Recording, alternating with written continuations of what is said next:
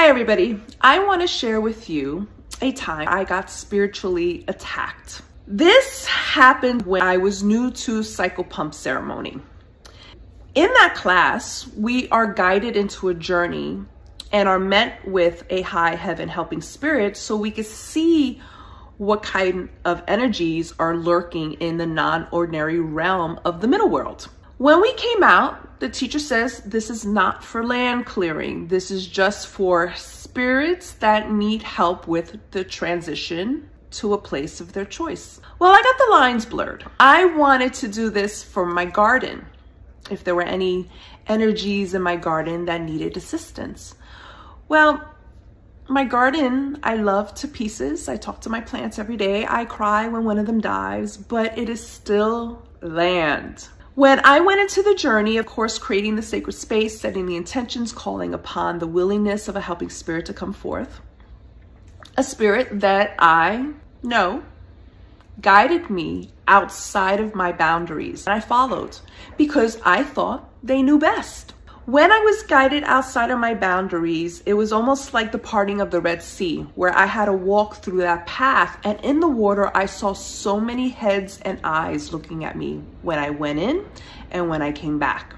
Because remember, when you're leaving the journey, you have to press rewind and take those same steps to go back home. What I saw was my state before mass civilization extremely stagnant. There was no movement.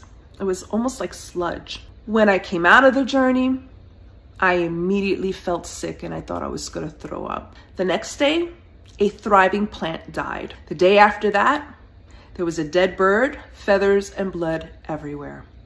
I knew I was spiritually being attacked.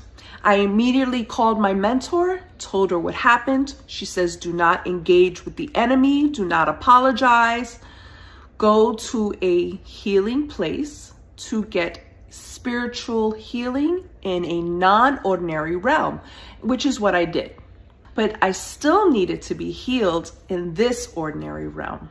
I reached out to my teacher, told her what happened, told her I fucked up, and that I still felt very, very sick. And mind you, this was going on 2 weeks already. She recommended that I have my acupuncturist place needles at the ghost points. Now, originally, ghost points were used to help with mental illnesses, but in the classical age, it was used as an exorcist. When she did her magic, within 8 hours, I felt like a new woman. So what is the moral of the story? 2 things.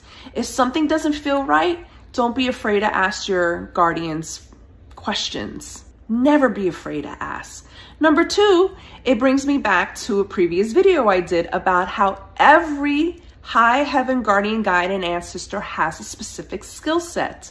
But you want your primary guardian and guide to never have been human, because their skill set is very different from a high heaven ancestor. I had to reconvene with my spiritual team and have a conversation moving forward, who will always be my primary and who will always be my secondary. So what happened?